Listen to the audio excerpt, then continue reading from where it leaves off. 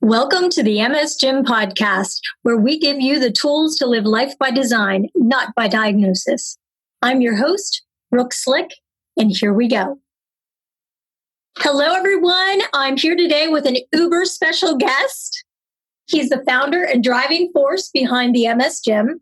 He is the man, the myth, the legend, Trevor Wicken. Welcome to the table, Trevor. Hello, Brooke. How are you today? I'm awesome, and I can't believe I'm actually meeting you. I mean, we're meeting face to face, but not in person, but It's incredible. I mean, I've been around watching you for the last 2 years, and the rise has been infamous. Yeah, you are an OG, man. You're an original gymmer. I think I was like number 200 something. Yeah, I was going to say you were in the first 250. See, I remember stuff. And now you're up to... I don't forget the people that got us there. So you're one of them. So I'm super honored to be doing this podcast with you and to have you on the team and really to start expanding the message, the vision, and also the resources for the MS Gym. We're super stoked, and I'm fired up to be here. Awesome. Well, for anybody who's just finding out about the MS Gym, they have been up and running for a little over 2 years.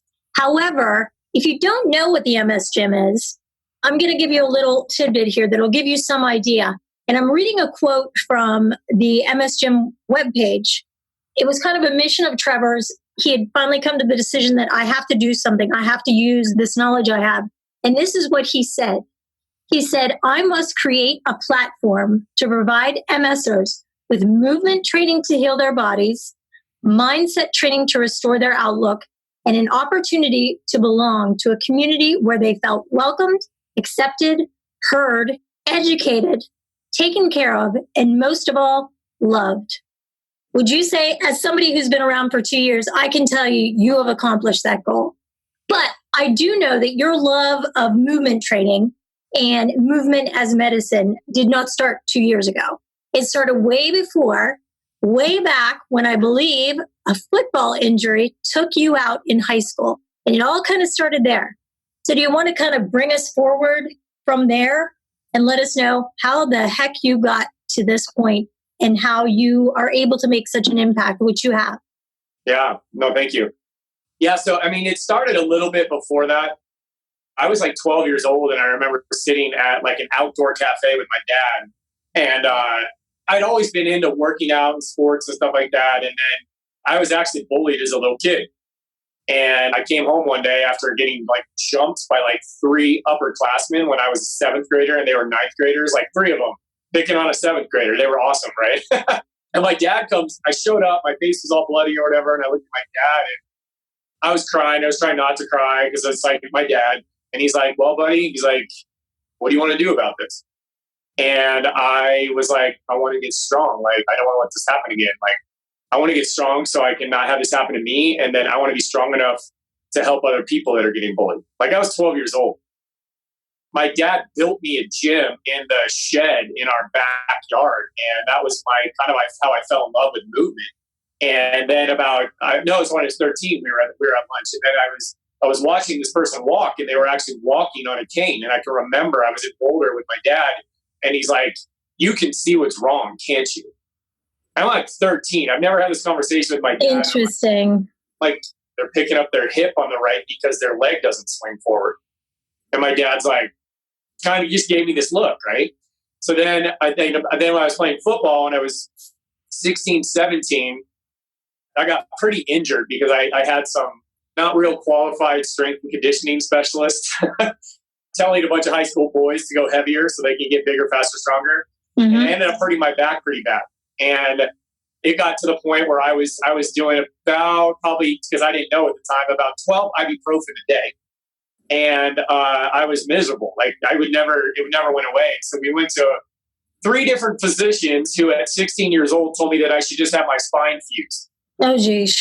And my dad's like, not going to happen. Like, that's not going to happen. I mean, in fact, I had one of the physicians look at me. He's like, exercise doesn't really help. Because I even asked the guy, I'm like, well, exercise hurt me. Can I just reverse it by doing exercises again and make my body work better? And he's like, exercise doesn't work like that. It's only for people that are like looking for like beautiful bodies or something. And I walked out of there and I was like, dude, this guy has no idea.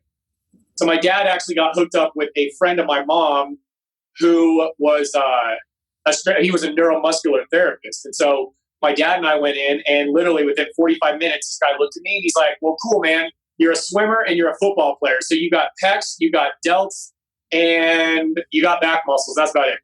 And he's like, so he did an assessment on me within 45 minutes. He's like, we're going to go bam, bam, bam, bam, bam. This is how we're going to balance you out.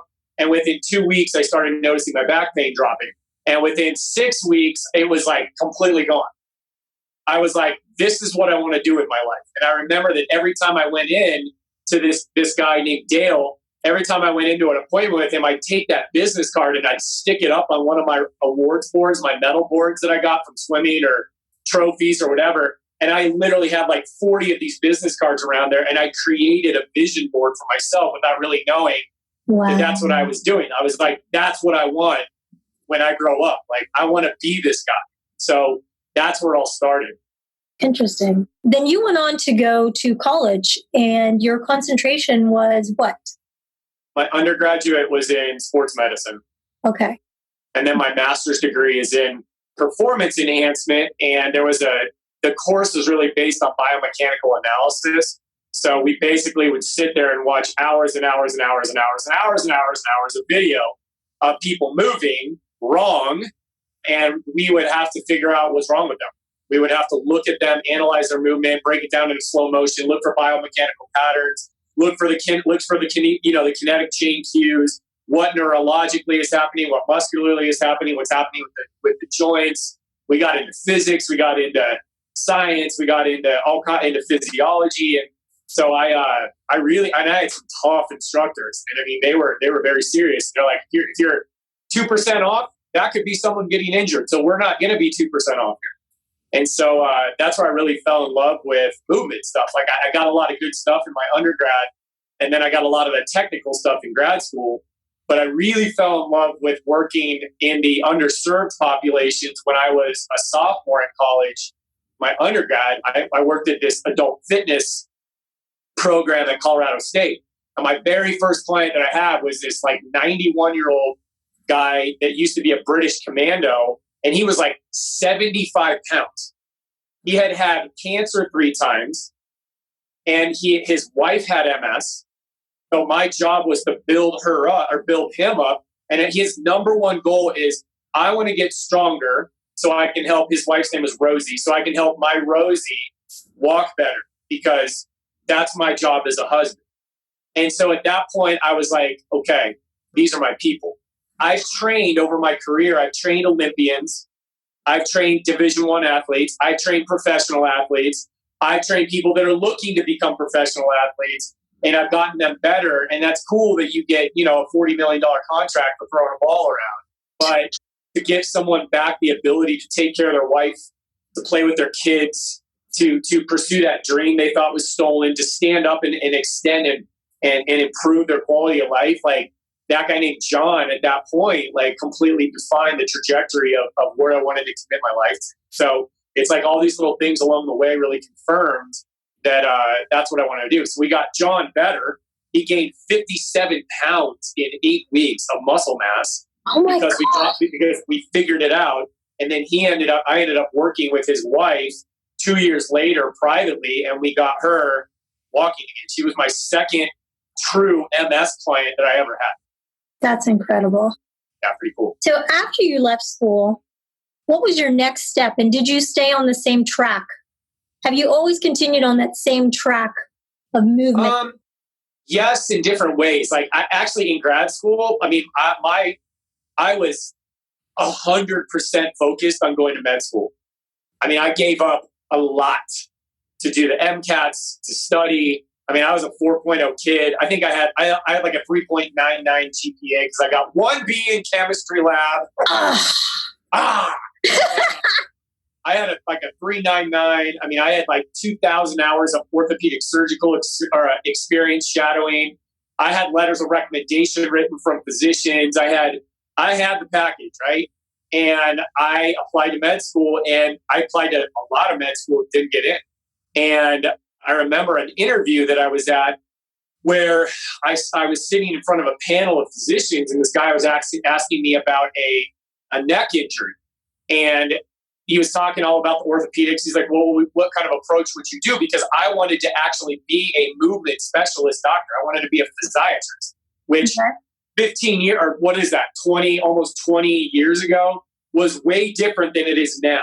They were very rehab based. They were like the directors of rehabilitation programs. They were the one that oversaw the PTs and the trainers and all that. Like, that is what I envisioned myself being. Just like when I was 16, I'm like, I want a clinic that's integrated with medicine and PT and fitness and massage and all that kind of stuff. That was my vision.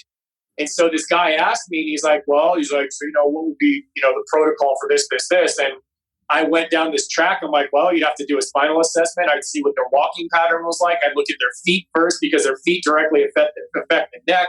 I'd also see if, they could possibly get some chiropractic mobilizations to help out with the movement, to retrain the structure. And this guy just looked at me, this older gentleman, and he's like, you're so off track, son. He's like, you have no idea what you're talking about.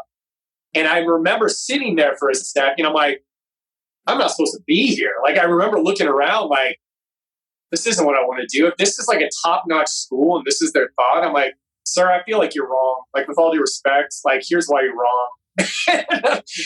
I literally was I bet he loved you. Yeah, I was like, let me just tell you real quick. And I was like, I guess we don't see eye to eye. I guess we'll agree to disagree. And I stood up and walked out.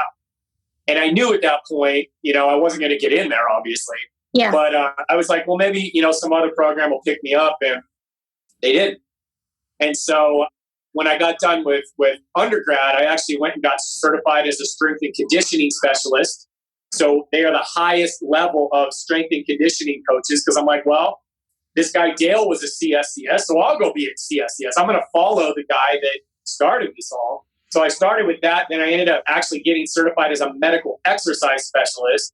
Then I found that program for grad school. And then that got me all geeked out on neurology and all that kind of stuff. So in theory, I've been on the same track the whole time, but I've done a lot. Like, I've owned my own practice since I was 21 years old.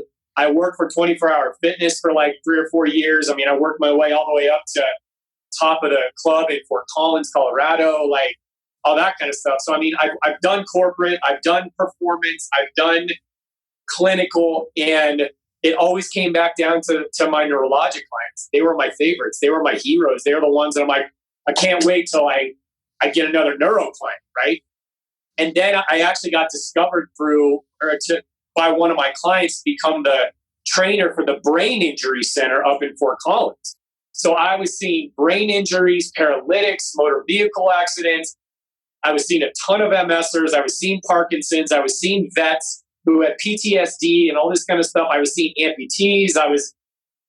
I just got blessed with all these people walking in that literally became interactive textbooks for my geeked out brain.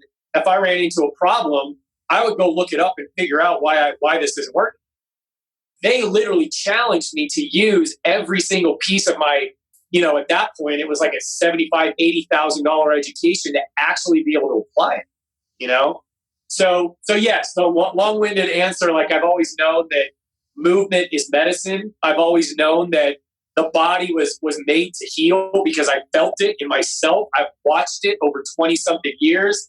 And honestly, like, the MSers that I work with, they were the strongest, toughest, most like just warrior spirited people that I had ever met.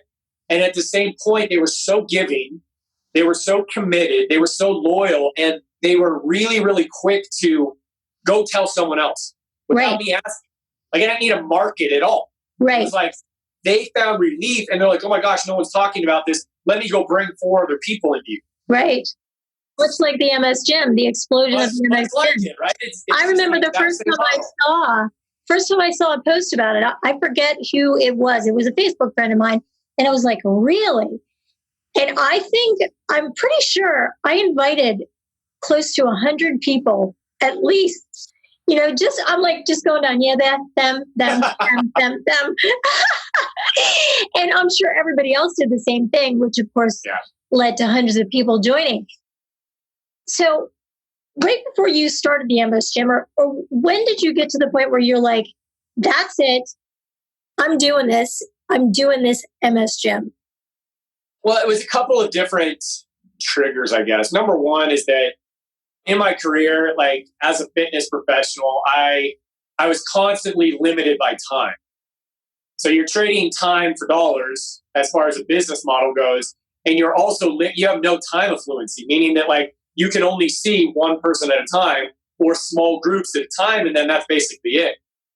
What I started noticing is the better and better people got, the more I got asked the question, well, do you know anybody in Texas, California, Ohio, Canada, Mexico, blah, blah, blah, or my friend or my mom or my sister that has MS? And I'm like, no.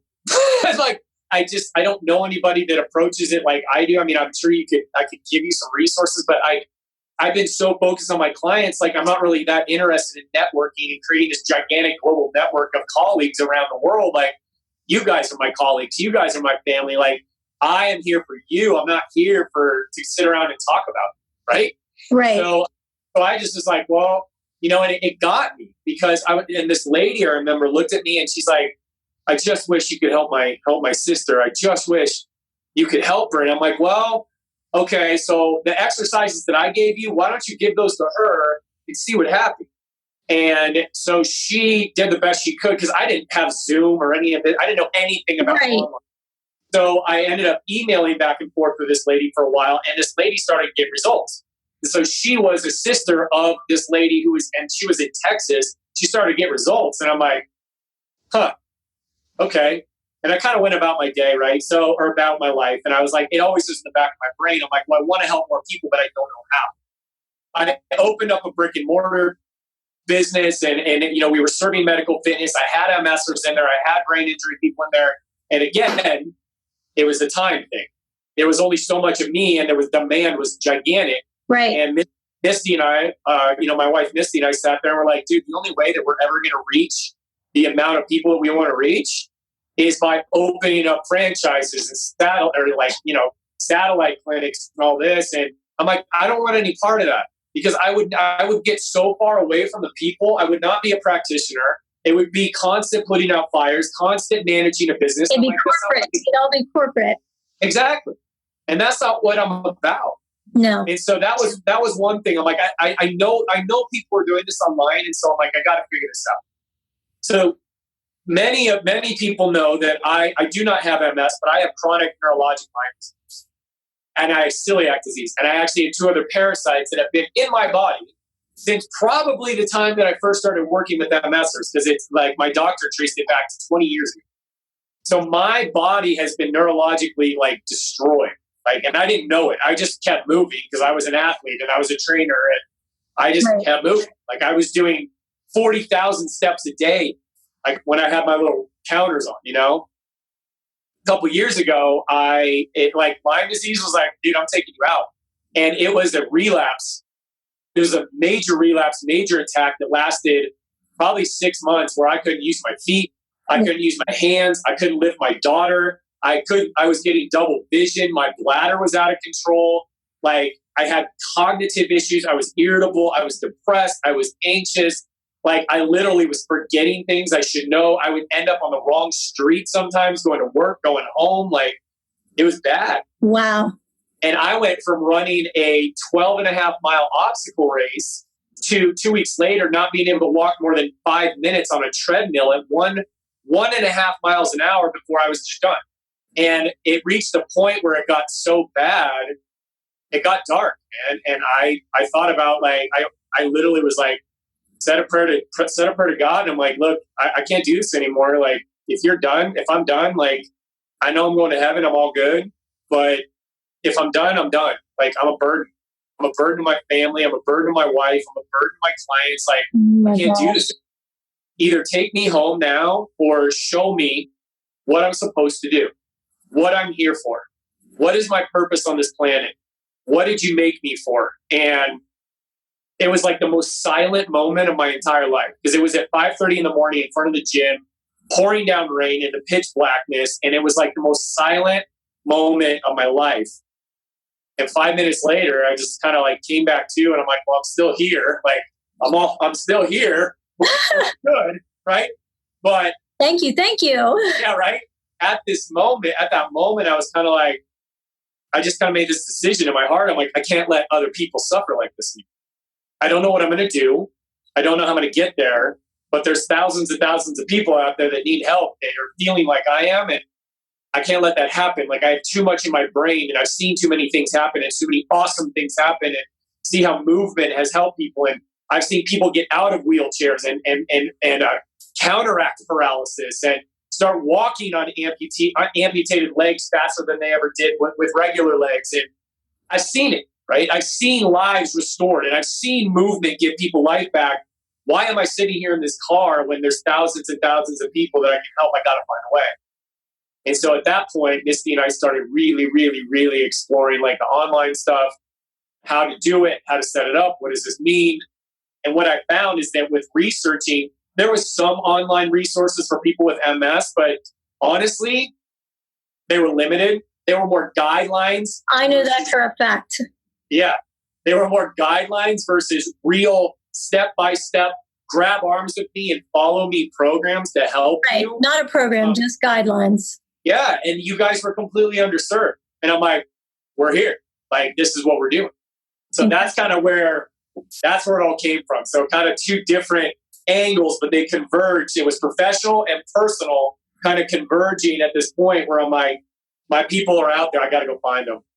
So tell me this, the day that you launched the MS Gym, the day that you went live and you're just like, click and sit there and you just wait. What were you thinking at that moment? It was an interesting dichotomy of emotions because I've shared this before, but some of you may not know that are listening to this. So like at that point, I'm going to be real transparent. Misty and I were struggling big time financially because my wife has Hashimoto's. I have celiac and Lyme. Insurance doesn't cover treatment for that because they're pre-existing. So he had literally dropped, I think, close to $4,000 or $5,000 on healthcare. And then our insurance just stopped covering our baby that we just had. So all of a sudden we got slapped with all these hospital bills. And it was bad news, right? And so I had actually been talking to a gentleman who runs country club fitness all around the country.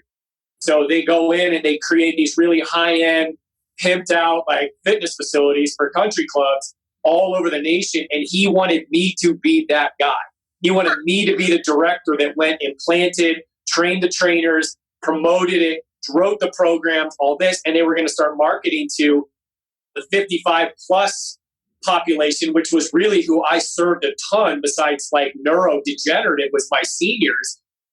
It's a gold mine, bro. Like you are our guy. Like I'm going to hand you the reins. You have full benefits. You have almost a 6-figure salary. You get to travel for free. You have 2 months off during the year where you get paid leave, which I've never had in my entire life. Wow. You have sick days, unlimited, whatever you need. If you need a family day, you take it.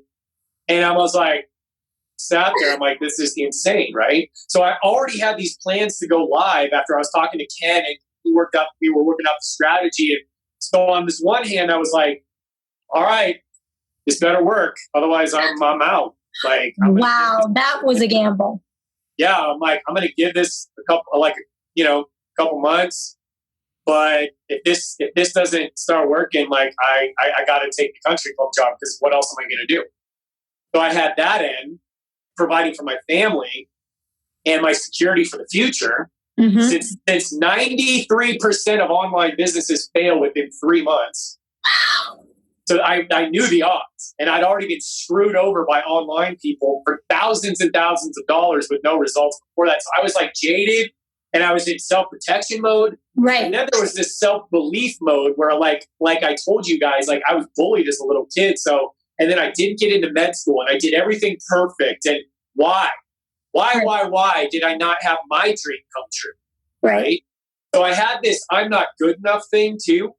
And so in my head, I'm sitting there, I'm like, well, hopefully someone hears this. Hopefully someone believes in me. Hopefully someone thinks I know what I'm talking about.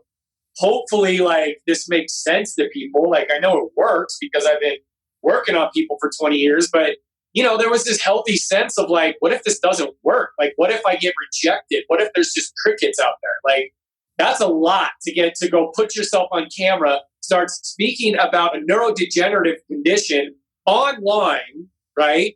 Right. And have people actually be like, this is different. This is simple. I understand this. This guy sounds like he's for real, and he's smart enough to be talking to me. Like, big gamble there, right? So I had this personal gamble, professional gamble, self-doubt over here, jaded stuff over here. Like, there was a lot of emotion, but I was like, you know what? What if there's someone on the other end of this camera right now that hears this and is like, I've never heard this. Right. This makes sense. Uh-huh. And they leave my first video being like, I kind of have hope. Maybe there's more. I wonder what he's going to say tomorrow. So like that little tiny seed of you, Brooke, and the rest of your family here at the MS Gym, like we had already, Missy and I had already thought about you guys for like years at that point. We were waiting. Yeah, we were waiting. Yeah, you guys were waiting. We were developing the vision, and when that vision and that population, that community come together, that's when things just explode. So I had to literally like reject my fear. I always talk about crisis of belief. I had like a half a dozen crisis of beliefs, but I had one vision that gave me enough strength to reject all that crap, press play, and be like, all right, what's up, MS Gymmers? May 15th, 2017. I mean, that's when it happened, you know? Wow. Now, since that time, which is only 2 years ago, you went from 0 members on the Facebook group to over 19,000 members, close to 20,000 as of yesterday when I looked. Right. What do you think about that? Well, are you surprised? I'm grateful. I mean, I am. So are we. I'm great. Yeah, I'm grateful that many people, you know, saw what we had to offer, like listen to you guys talk about the MS Gym, like listen to what they're, you know, a lot of neurologists and physical therapists and people are recommending now. Like, I'm grateful that they listened, and I'm grateful that they took a chance on me. I'm not surprised at the number because there's like 1 million people with MS alone in the US. It's like, right.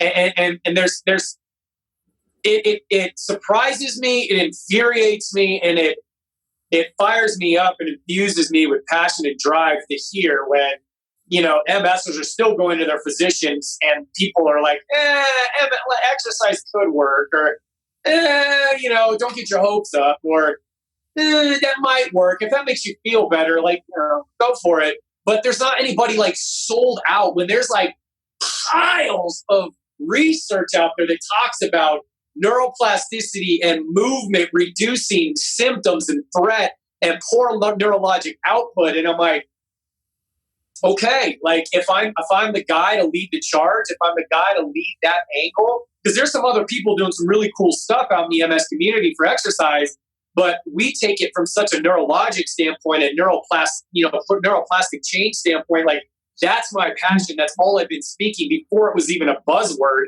And right. So like if I'm the educator for that and I'm the one holding up my pen or my sword and charging, cool. Like, let's go. So I'm grateful. I'm not surprised. I'm excited. And then there's a part of me that it's a lot like Schindler's List at the end when he's sitting there and he just saved all these Jewish people from the Holocaust. And he's like broken. And you're like, what the heck's wrong with you, dude? And he's like, I could have got one more. Like, look at this car. I could have saved 10. Look at this watch. Look at this watch. I could have saved 10. I could have saved 5 more. Like, look at this clothes. I could have traded this in. And he's getting righteously angry about the fact that he didn't do more. Like, it's great that we're almost at 20,000 people, but I need more people taking action steps that actually make a difference instead of just being part of a community and just watching. Right. Like, so until I get someone to actually believe enough in themselves to press play, to take that step, to sign up for a free guide, to step into a webinar, to sign up for an email, just to see what this is all about. Right.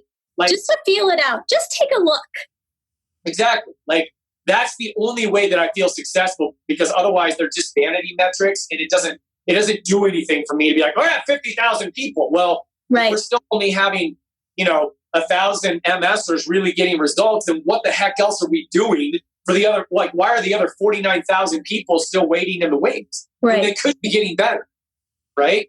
So that's kind of my philosophy. So it's cool to watch, like it's a cool milestone and it's cool to see everything growing, but I need to see those numbers turn into actual life victories for me to get like super fired up. I get it. Okay, so the foundation of your business is neuroplasticity. Can you give a simple explanation, maybe a non-geek version, or maybe both versions of what neuroplasticity is? So, yeah, I can do both, right? Like both in one statement, like without going super geek or super simplistic. All it is that it's your neuroplasticity is your brain's ability to change. And it's your brain's ability to change based on the specific activities that you practice for, that you train for, right? And the thing is with MS is that lesions happen. And when lesions happen, disruption happens in the neurologic signaling in your body. So if I have a nerve, and this is very simplistic, but and this isn't even true, but if there was one nerve, there's thousands, but one nerve that connects your brain to, like, let's say me lifting my arm above my head.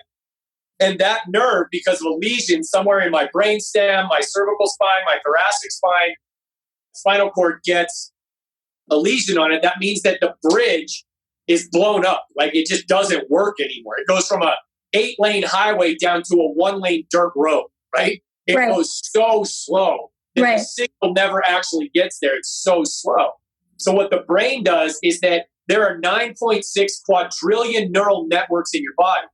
And for every muscle fiber that actually moves, there's like a ton of nerves that innervate, right? So it's like one nerve and like 150 neural fibers or something like that. Okay. So with neuroplasticity, if we still train a shoulder to be a shoulder and we start increasing the brain's awareness to connect back in with that shoulder again, despite the fact that there's been a neurologic disruption or a bridge blown out, we start to take the side roads, we start to access the back roads, we start to develop the alternate routes that go to that shoulder, because your body's not designed with one nerve coming from your brain going to one shoulder. Like your brain is smarter than that.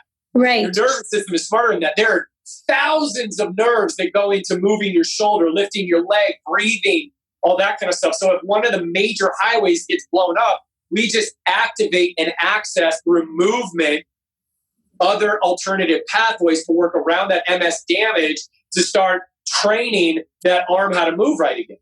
And it's difficult at the beginning, much like watching a new baby trying to walk. Is it slow? It's clumsy. It's kind of like inconsistent. Some days you may be right on, some days you may not, because you're literally learning a new movement language.